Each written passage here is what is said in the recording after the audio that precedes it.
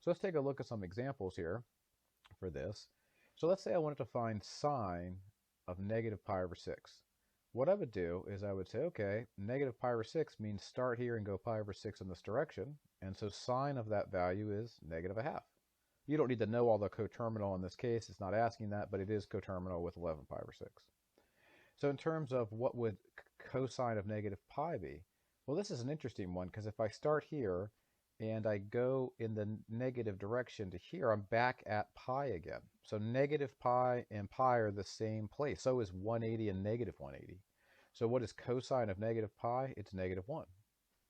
All right, if I take a look at tangent of 150, this is when you got to start thinking about these reference points or references of pi and 2 pi, or in this case, negative 180 and 180.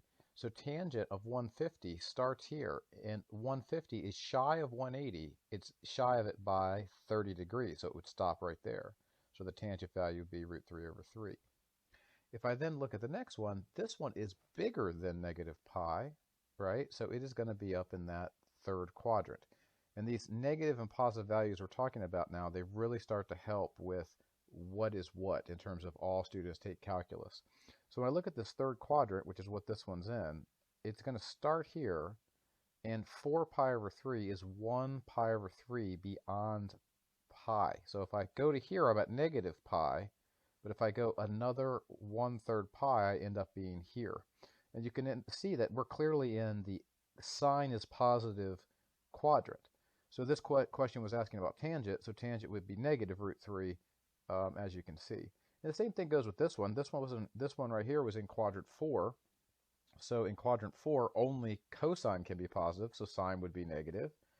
And then also, the axes, you have to just think about as points. It doesn't really help you on those. But in this one, tangent was in the second quadrant, right? So tangent is big fat T there, so we know that it's going to be positive because the T stands for tangent is positive. All right, let's take a look at the next one. So what would sine of negative 270 be? Well, if I start here, remember 270 is actually beyond 180, and in fact, it's exactly 90 degrees beyond it. So 270 is actually the same thing as 90, negative 270, which makes sense because positive 270 is here, so negative 270 would be there. And so the value for going all the way around this direction for sine would be 1. All right, the last one on these examples would be what happens if we're trying to find cosine of negative 7 pi over 4. And again, this is really going to be important about what quadrant that's in. So if I looked at the fact that this is really close to negative 8 pi over 4, that's telling me this is in quadrant 1 because 8 pi over 4 would be 2 pi. So if I start here, right, if I start at the origin and I go back, this is actually referring to going to here. And so the value for cosine at negative 7 pi over 4 is root 2 over 2. All right, so let's talk about coterminal angles. So coterminals, again, that was in quadrant 1, so you know that that would be positive. So coterminal angles work very similarly, but you have to think about subtracting. So if I think about sine of 13 pi over 6, again, I'm sort of thinking in here, okay, is this closer to 6 over 6 or 2 pi over 6? So let me explain that. If it were 6 over 6, it would be close to the value here at pi, because 6 over 6 is 1. And if this were closer to 12 pi over 6, then it would be closer to here, because that would be 2, 12 divided by 6. So this one is clearly slightly past 12 pi over 6 in the positive direction. So when I look at that, when I look at sine of 13 pi over 6, I'm going to start here. I'm going to go all the way around the unit circle. This would be 12 pi over 6.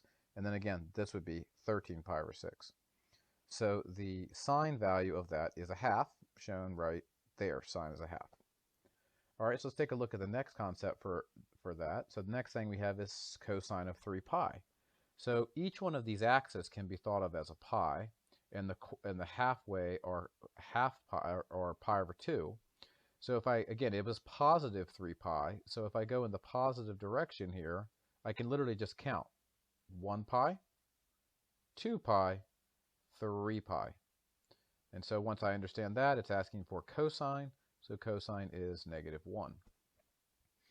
All right, so let's take a look at the next one. The next one says tangent of 660. This is where students typically, oh my gosh, 660, what is that talking about? But when it's in degrees, it's fairly easy, because if I take 360 and subtract it from 660, I end up with 300 degrees. Notice it is in the positive. It's a positive number, so we're going in the positive direction. So again, what I'm talking about is starting here, and I would first figure out that it's at 300, and then if I take 300 and I go all the way back around, 300 plus 360 would be 660. So the question is, okay, so what is tangent of 660? That would be negative root 3. And again, this is where it really starts to pay attention to, okay, is it negative? Is it positive? So tangent in the fourth quadrant has to be negative because only cosine is positive.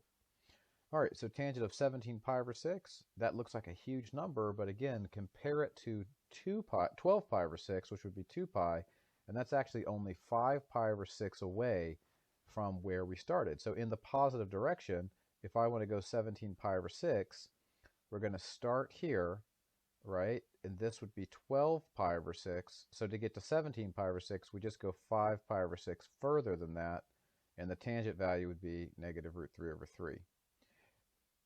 Oops, that's supposed to have a 3 on it. I'll fix that real quick.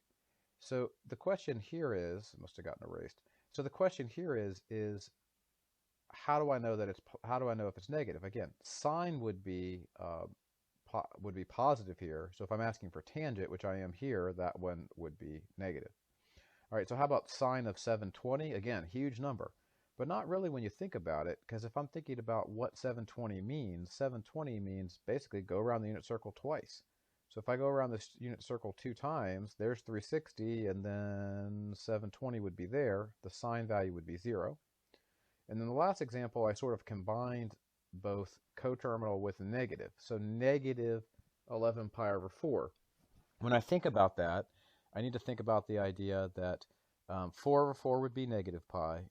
8 over 4 would be negative 2 pi. So this would basically be going in the negative direction, stop at 3 pi over 4. So let's see what that looks like. Going in the negative direction, I would be going this way. This would be negative 4 over 4. This would be negative 8 over 4. And then to go 3/4 more than that, I would actually end up right here at 5 pi over 4, giving me my value. So you can see right there that I would have cosine would be negative root 2 over 2. And if you're concerned about, is it negative? Look at it. Tangent's going to be positive, so cosine, of course, would be negative. I hope this was helpful. I hope you learned some things about rotations and about coterminal angles, and I appreciate you watching the video.